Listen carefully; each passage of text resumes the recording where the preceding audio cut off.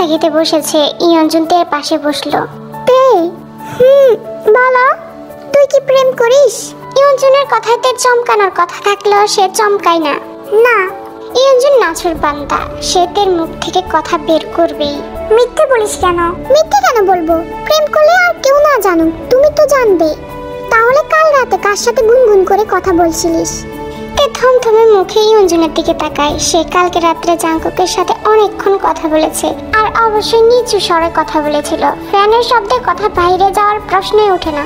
তাহলে ইয়ঞ্জন জানলো কি করে? তুমি জানলে কি করে? গোয়েন্দাগিরি করছো নাকি? বাথরুমে যাচ্ছিলাম, তখন শুনলাম। এখন বল, কথাটা কি সত্যি? না, আমি প্রেম করি না। রাতে ঘুম আসছিল না, তাই গান শুনছিলাম আর সাথে গুনগুন করে গাচ্ছিলাম। তুমি বোধহয় সেটা শুনেছো। ও আচ্ছা আচ্ছা। তে আবার খাবার খেতে শুরু করে, কিন্তু ইয়ঞ্জনের মুখ থেকে কুটিল হাসি যায় না। সে ননদকে দেখতে দেখতে হাসে। সুবিনার নামজন একসাথে নাস্তা খেতে বসে। বাবা আর ভাইকে দেখে তের কেমন যেন লাগে। সারাক্ষণ মনে হয় যেন সব জেনে যাবে। নিকশ কালো অন্ধকারের সুখের মুহূর্তগুলো মুখ লুকাবে। নামজনের মেজাজ প্রচন্ড চড়া হয়ে আছে। এই সাত সকালে এত রেগে যাওয়ার কারণ কারো বোধগম্য হলো না। জিন স্বামীর সামনে খাবার দিয়ে বলল, কি হয়েছে?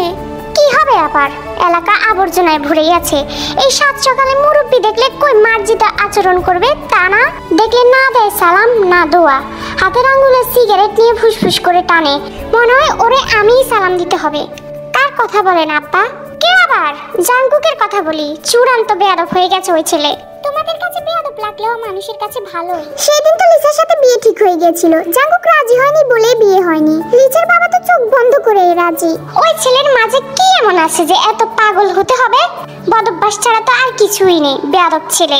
আমাকে যদি বলে সব সম্পত্তি লিখে দিয়ে মেয়ে নিবে, তারপরও আমি দিব না। লিসার বাবা কেন রাজি হয়েছে কে জানে। তে মাথা নিচু করে খাবার খাওয়ার চেষ্টা করে। ইতিমধ্যে সে জাঙ্কুকের সাথে একটা মধুর সম্পর্কে জড়িয়ে গেছে। আল্লাহ চাইলে সেটা বিয়ে পর্যন্ত করাবে। কিন্তু জাঙ্কুক যদি প্রধান অভিভাবকের সামনে এমন আচরণ করে, তাহলে আদৌ কি তারা রাজি হবে? উত্তাল ঝড়ো বাতাসে তের প্রেমে পড়া মন তীর তীর করে কেঁপে ওঠে। খাবার গলা দিয়ে নামতে চায় না। সে জোর করে পানি দিয়ে খাবার খায়। আজকে জিমিনকে দেখতে আসবে। ছেলে সোনালী ব্যাংকে চাকরি করে। জিমিনের খালার দেবরের ছেলে। সবার জানাশোনায় এমন লক্ষ্মীমন্ত ছেলে পেয়ে কেউই আর না করেনি। সবসময় মেয়েদের জন্য এমন ভালো ঘর থেকে সম্বন্ধ আসে না। এখন যেহেতু এসেছে, তাহলে দেখাশোনা করা হোক। আর দেখাশোনা হলেই যে বিয়ে হয়ে যাবে এমন তো কোনো কথা নেই। জিমিনকে মতামত জিজ্ঞেস করলে জিমিন বলেছে বাবা মায়ের পছন্দই তার পছন্দ। দিনক্ষণ ঠিক করে আজকে পাত্রপক্ষ আসছে। জিমিন গিয়ে তেকে নিয়ে এসেছে। জিমিনের আম্মা জেনে নিয়ে আসতে বলেছে। জিমিনের মুখে আজকে আলাদা জ্যোতি ঝিলিক দিচ্ছে। তে জিমিনের বাহুতে ধাক্কা দিয়ে বলল, বেশি খুশি নাকি? জিমিনের আসলে লজ্জা লাগছে। কখনো সে কোনো সম্পর্কে জড়ায়নি। আজকে প্রথম কোনো পাত্রপক্ষের সামনে যাবে। অজানা লজ্জায় আড়ষ্ট হয়ে যাচ্ছে। সে গোছলে যাবে। হাতে কাপড় নিয়ে বাথরুমে যেতে যেতে বলল, লজ্জা লাগছে। তে জিমিনকে ঠেলে বাথরুমে ঢুকিয়ে বলল, গোসল কর, তাহলে পানির সাথে ধুয়ে সব লজ্জা চলে যাবে। জিমিন দরজা বন্ধ করার পর তে জাঙ্কুককে কল দেয়। একমাত্র বোনকে দেখতে আসবে, তাই আজকে সব কাজ ফেলে সে বাসায় আছে। কিছুক্ষণ আগে তার হৃদয় হরণকারীকে দেখেছে। দেখে বুকে কেমন টনটনে ব্যথা অনুভব হয়েছে। আজকাল তার সাথে এমন হচ্ছে, মেয়েটাকে দেখলে তার বুক জুড়ে সুখময় ব্যথায় যে অচেতন হয়ে যাচ্ছে। সে পাগল পাগল সব ইচ্ছে তার মাথায় ছুটোছুটি করে তার শরীর অবশ করে দিচ্ছে। অথচ এতদিন এসব ইচ্ছে হয়নি, শরীরে এমন অসুখ হয়নি। সবটা তের দোষ। তেকে দেখলে যেমন জাঙ্কুক কেঁপে ওঠে, তেমনি এখন তার ফোনটা কেঁপে উঠলো। জাঙ্কুকের পুরুষালী ঠোঁট প্রশস্ত হয়ে সুন্দর একটু হাসি জায়গা করে নেয়। মোবাইল কানে ঠিকই অভ্যস্ত গলায় বলল, বলো। কথা ছিল, সময় হবে? আমার মহারানী বললে তো কথা বলতেই হবে। আচ্ছা বলি, শুনেন। ছাদে আসো, তোমার গুরুত্বপূর্ণ কথা গুরুত্বের সাথেই শুনি। কেউ দেখে নিলে আমি সামলে নিব। আসো। আচ্ছা, আমি আগে যাচ্ছি, তুমি আমার পরে আসো। আচ্ছা। জাঙ্কুক ছাদে যাওয়ার পরে তে ছাদে যায়। সবাই কাজে ব্যস্ত, তাই কেউ তাকে খেয়াল করেনি। জাঙ্কুকের সামনে যেতে আজকাল তের খুব লজ্জা লাগে। আগেও এমন লজ্জা লাগতো না, কিন্তু আর কাছে যেতে সংকোচ হতো না। জাঙ্কুক তার প্রেমিক রূপে আবির্ভাব করার পর থেকে এসব হচ্ছে। আর জাঙ্কুককে এখন কেমন করে তাকায়, দেখলে মুচকি হাসে। এসব তেকে আরো রাঙিয়ে দেয়, লজ্জায় ডুবিয়ে দেয়। জাঙ্কুক চিলেকোঠার দেয়ালে হেলান দিয়ে দাঁড়িয়ে আছে। তেকে দেখে স্বভাব সুলভ মিষ্টি করে হাসে। তে দূরে দাঁড়িয়ে জাঙ্কুকের সুন্দর হাসিটা দেখে মুগ্ধ হয়। সে জাঙ্কুকের কাছে গিয়ে দাঁড়ায়, মাথা তুলতেও কেমন সংকোচ হচ্ছে। জাঙ্কুক তের দিকে তাকিয়ে মুচকি হেসে জিজ্ঞেস করে, কি বলবে? তে কথা গুলিয়ে ফেলে, যা বলতে এসেছিল তা ভুলে যায়। জাঙ্কুকের গা থেকে বুড় করে পারফিউমের ঘ্রাণ আসছে, যা থেকে মাতাল করে দিচ্ছে। লজ্জা পাচ্ছ নাকি? তে আরো বেশি লজ্জা পায়। এতদিন যে এই লজ্জা কোথায় ছিল? তাছাড়া ফোনে কথা বলতেও তো এমন লাগে না, সামনে আসলেই এমন হয়। সে মাথা তুলে জাঙ্কুকের দিকে তাকায়। সর্বপ্রথম চোখ যায় জাঙ্কুকের গলার তিলের উপর। ইস, কি সুন্দর! এত সুন্দর হতে হবে কেন? জাঙ্কুক কেমন দুষ্ট চোখে তাকিয়ে আছে। লজ্জা পাবো কেন? শ্বশুর বাড়িতে এমন হুটহাট করে চলে এসেছো, লজ্জা লাগছে না? না, আমি তো দেখছি মহারানীর গাল লজ্জায় টমেটো হয়ে গিয়েছে। আপনি আমাকে ভালোবাসেন তো? ভালো না বাসলে পিচ্ছিকে কেন সময় দিচ্ছি? ভালোই যদি বাসেন তাহলে এমন করেন কেন? কি করলাম? আপনি আগে বলেন, আমাকে চান নাকি সিগারেট চান? জাঙ্কুক স্থির চোখে তের দিকে তাকিয়ে থাকে। তোমাকে বেশি চাই। তাহলে সিগারেট ছেড়ে দেন। হঠাৎ আমার এই অবলা বন্ধুটার পেছনে লাগলে কেন? আপনি আমাকে বিয়ে করতে চান না? জাঙ্কুক তের হাত মুষ্টিবদ্ধ করলো। চাই, খুব বেশি চাই। তাহলে আব্বার সামনে সিগারেট খান কেন? একটু ভালো মতো চলাফেরা করা যায় না? শ্বশুর আব্বা নালিশ করেছে নাকি? আব্বা এসব পছন্দ করে না। তো আমাকে কি করতে হবে? তে জাঙ্কুকের হাতটার দিকে তাকিয়ে বলল, সিগারেট ছেড়ে দিতে হবে। দিলাম। ভালো ছেলে হয়ে চলাফেরা করতে হবে। করলাম। তে চুপ করে থাকে। আমার মধুরানীর কি আর কোনো আবদার আছে?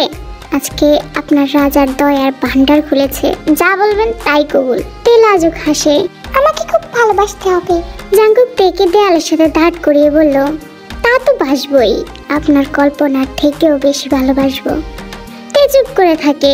জাঙ্কুক তের লজ্জা মাখা চেহারার দিকে তাকিয়ে তের সামনে এসে দাঁড়ায়। দুজনের মাঝে কিঞ্চিত জায়গা ফাঁকে রেখে জাঙ্কুক বলল, এই পাখি, আমার মধুরানী কি এখন মধুমাসে যাবে?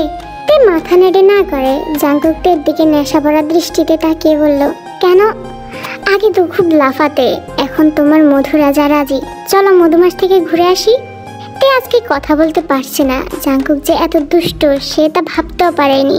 তেকে চুপ থাকতে দেখে জাঙ্কুক আবারও বলল, মধুমাস মানে কি জানো? তে জানে, তারপর ইচ্ছে করে বলল, না। জাঙ্কুক ঠোঁট চেপে হাসে। জানো না? সমস্যা নেই তে পাখি, চলো আজকে তোমার ক্লাস নেই, মধুমাসকে শিখিয়ে দেব। তে জাঙ্কুকের থেকে ছাড়িয়ে চলে যেতে চায় আর বলে, আমি ক্লাস করব না। জাঙ্কুক তের জুটি করে বাঁধা চুল আঁকড়ে ধরে বাধা দেয়। চুলে টান পড়তেই তে থেমে যায়। জাঙ্কুক কাছে এসে বলল, আমি তো ক্লাস করাবই। খুব জ্বালিয়েছে সোনা, সুদে আসলে সব উসুল করব। না জানলে আমাকে মধুরাজা বলতে কেন? এমনি। বসন্ত মাসকে মধুমাস বলা হয়, বসন্ত প্রেমের মাস। তুমি আমাকে মধুরাজা বলো, তাহলে আমি বসন্তের রাজা, প্রেমের রাজা, তোমার রাজা। তে হাসে। জাঙ্কুক তের চোখে চোখ রেখে বলল, আমাকে তুমি এমন পাগল বানিয়ে দিবে আমি কখনো ভাবতেও পারিনি। পাগল হয়েছেন? হয়েছি মানে রাতে ঘুম আসে না, ইচ্ছে করে। জাঙ্কুক বাকি কথা বলার আগে তে বলল, চুপ, ছি, কেমন সব কথা বলে। জাঙ্কুক শীতল চোখে তের দিকে তাকিয়ে থাকে। 30 বছরের পুরুষের কাছ থেকে আর কি আশা করো সুন্দরী? তাছাড়া আমি বলতে চাচ্ছিলাম রাতে তোমাকে ছাড়া ঘুম আসে না, তুমি 1 ডিগ্রি বেশি ভাবো। তে জাঙ্কুকের কাছ থেকে নিজেকে ছাড়িয়ে নেয়। আপনি এত খারাপ। জাঙ্কুক তের কানের কাছে ঠোঁট লাগিয়ে ফিসফিস করে বলল, এই পৃথিবীর সব পুরুষ তার নির্দিষ্ট নারীর কাছে খারাপ, কোনো পুরুষই শুদ্ধ না।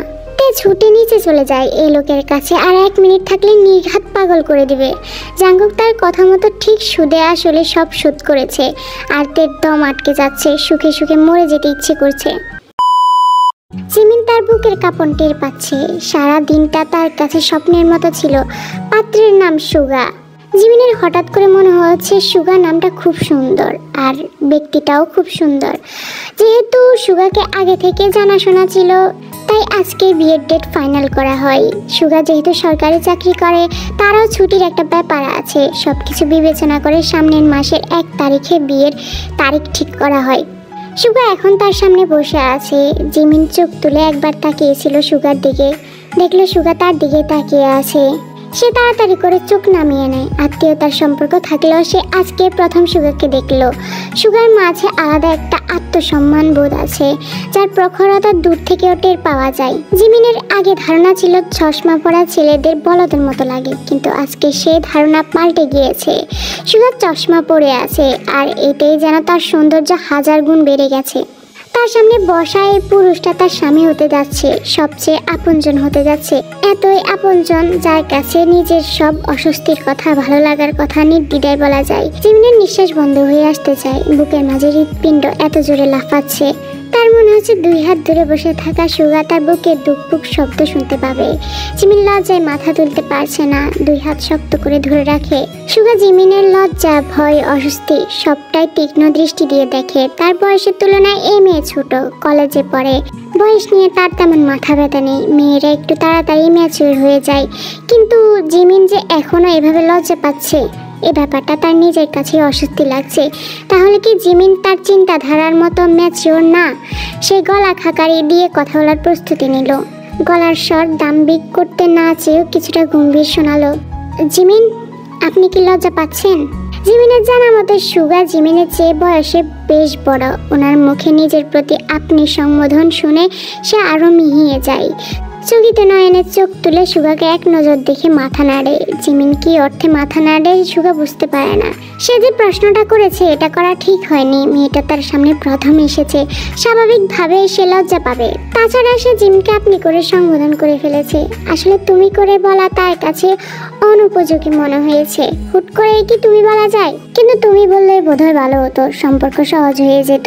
সুগা কিছুক্ষণ চুপ করে থাকে। হঠাৎ করে সে খেয়াল করলো তার শব্দ ভান্ডারে শব্দের সংকট দেখা দিয়েছে। জিমিনের কাছে কি বলে কথা শুরু করবে, সে শব্দগুলো তন্ন তন্ন করেও খুঁজে পাচ্ছে না। সে অবাক হয়ে জিমিনের দিকে তাকিয়ে থাকে। এই কম বয়সী তরুণী তার মনোযোগে বিঘ্ন ঘটিয়েছে। লাজুক তরুণীর সামনে নিজেকে কেমন এলোমেলো লাগছে। সে হাতের আঙ্গুল দিয়ে কপাল চুলকে বলল, আপনার কি কোনো পছন্দ আছে? জিমিন সুগার প্রশ্ন শুনে মাথা নাড়ে। না, এই বিয়েতে আপত্তি আছে? না, আপনি আমার সাথে সারা জীবন কাটাবেন, সুতরাং আমাকে কি ভালো লেগেছে আপনার? নির্দ্বিধায় বলুন। জিমিন সোজা সুগার চোখের দিকে তাকায়, কিন্তু মুখে কিছু বলে না। সুগার স্বস্তির নিঃশ্বাস ফেলে। বালিকার চোখের দৃষ্টিতে নিঃসন্দেহে ইতিবাচক ইশারা ছিল, আর তাতেই তার মন কেমন নরম ঘাসের মতো দুলে উঠে। ঠোঁটের কোণে স্থান নেয় এক চিলতে হাসি। আচ্ছা। জিমিন চুপ করে থাকে। ফোন নাম্বার দিয়ে দেন, মাঝে মাঝে কথা বলা হবে। জিমিন নিঃশব্দে মোবাইল সুগার দিকে এগিয়ে দেয়। সুগা কিছুক্ষণ পরে উঠে দাঁড়ায়। আবার দেখা হবে। রাতে সবার সাথে বসে আছে। সবাই জিমিনের বিয়ে নিয়ে আলোচনা করছে। জিন বলল, এত ভালো ছেলে কিভাবে জোগাড় করে ফেললো? আত্মীয় লাগে নাকি? আত্মীয় না ছাই, দেখো প্রেম করে বিয়ে ঠিক করেছে হয়তো। না না, জিমিন প্রেম টেম করে না। সুগার ভাই তার খালার দেবরের ছেলে। আমিও এটা শুনেছি। যাক, বাবা মায়ের আশায় ধৈর্য ধরে থাকলেই কপালে ভালো কিছু হয়। এর জন্য এমন একটা ভালো ছেলে পেলেই হয়। বান্ধবীর যেহেতু বিয়ে হয়ে যাচ্ছে, তাহলে তের জন্য পাত্র দেখো। তে বসা থেকে উঠে দাঁড়ায়।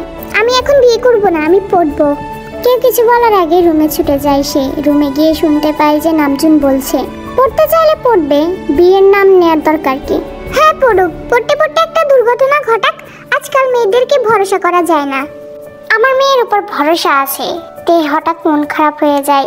জাঙ্কুক কোনো চাকরি করে না, যেটা করে সেটা তার আব্বার একদম পছন্দ না। জাঙ্কুককে কাছে পেতে যে ঝড় আসবে তা কি সে মোকাবেলা করতে পারবে? তার আব্বা তাকে বিশ্বাস করে, আর সে কি করছে? সব বিশ্বাস ধুলো মিশিয়ে জাঙ্কুককে নিজের করে পাওয়ার প্রতিজ্ঞা করেছে। তে এসব ভাবতে চায় না। জাঙ্কুককে বিয়ে করে নিলে বোধহয় সব সমস্যার সমাধান হয়ে যাবে। তার মন এখন প্রেমে পাগল, অন্য কিছু ভাবতেও ভালো লাগে না। সে জাঙ্কুকের গেঞ্জিটা পরে শুয়ে পড়ে। মোবাইল হাতে নিয়ে জাঙ্কুককে ফোন দেয়। হ্যালো। জাঙ্কুক তখন ঘুমানোর প্রস্তুতি নিচ্ছিল। চিরপরিচিত নাম্বার থেকে ফোন দেখে মুচকি হাসে। জি। আমাকে বিয়ে করবেন কবে? বান্ধবীর বিয়ে দেখে কি বিয়ের অসুখ হয়েছে নাকি? না, জিমিনের বিয়ে হয়ে যাচ্ছে, তাই সবাই চাচ্ছে আমারও হয়ে যাক। হলে হবে মানে? কিছু না, তুমি টেনশন করো না। আমি ছাড়া তোমাকে কেউ বিয়ে করতে আসবে না। আসলে হাত পা ভেঙে দিব। সব জায়গায় নেতাগিরি চলে না। আচ্ছা, তখন দেখা যাবে। কেউ যদি না মেনে নেয়? তোমাকে পাওয়ার জন্য আমি সবাইকে মানিয়ে নিব। তুমি এসব নিয়ে ভয় পেও না, ঘুমাও। জাঙ্কুকের কথাইতে স্বস্তি পাই। আচ্ছা। আমার গেঞ্জি পরে ঘুমাচ্ছ? প্রতিদিনই ঘুমায়। আমি জানি। তাই খিলখিল করে হাসে। কিভাবে বুঝলে? আমি সব বুঝতে পারি। তাই? আচ্ছা বলুন তো আমার এখন কি করতে ইচ্ছে করছে? আমার সাথে দেখা করতে, আমার আদর পেতে। না, কখনোই না। কেন? কারণটাতেই বলে না। এত কিছু জানি না, ঘুমাবো। Love you, love you, love you. Jungkook চোখ বন্ধ করে রাখে। এই ছোট্ট শব্দগুলোর এত জোর। এই শব্দগুলো তার অন্তর ঠান্ডা করে দিতে পারে। প্রথম তের আবদারে বললে এখন নিজেই বলে। হ্যাঁ, এটা ঠিক যে এই কথাটা না বললেও ভালোবাসা হয়, কিন্তু আলাদা প্রশান্তি আছে। সে ফিসফিস করে বলল, ভালোবাসি আমার চড়ুই পাখি। একটুও চিন্তা করো না সোনা, আমি থাকতে আমার রানী আর কে নিবে বলো? রাজার বুকেই রানী স্থান।